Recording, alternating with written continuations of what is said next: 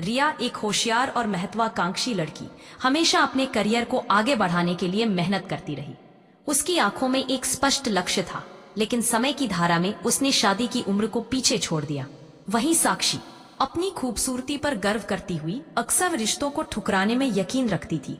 उसे यही लगता था कि वह अपने लिए एक आदर्श साथी की तलाश कर रही है, लेकिन समय निकलता गया और उसके आसपास की दुनिया ने बदलना शुरू कर दिया। फिर कुछ सालों बाद जब शादी की उम्र निकल गई, उसे महसूस हुआ कि अब उसके पास उचित साथी ढूंढने में मुश्किल हो रही है। वह बेमेल शादियों का हिस्सा बनती गई, जहां उसे 10 से 12 साल बड़े युवाओं के साथ अपनी जिंदगी बितानी पड़ी। एक दिन रिया और साक्षी एक कैफे में मिली। वहां पर बातचीत के दौरान साक्षी ने कहा, क्या तुम नहीं सोचती कि हम अपने अधिकारों के लिए लड़ने के चक्कर में अपने भविष्य को खो रही है? इस सवाल ने रिया को झकझोर दिया। उसने देखा कि साक्षी के पति के पास उम्र दराज होने की वजह से उसके साथ हमेशा ताने रहते हैं। इस बीच रिया ने अपने प्रेम की तलाश में एक ऐसे रिश्ते में कदम रखा जो उसके परिवार की इज्जत को दांव पर लगाता था।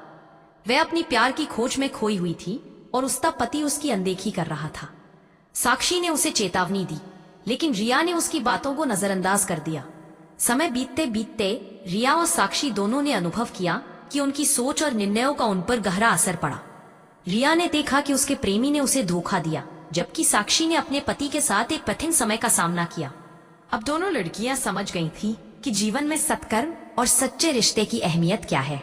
उन्होंने अपने अपने पतियों को माफी दी और एक नई शुरुआत करने का फैसला किया। उन्होंने समझा कि यौवन की चमक क्षणिक है, लेकिन सच्चे प्यार और रिश्तों की मजबूती जीवन भर चलती है।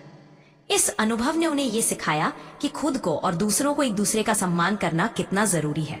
और अंततः उन्होंने अपनी कहानी से सबक लिया कि असली खुशी केवल सच्चे रिश्तों में ही मिलती है।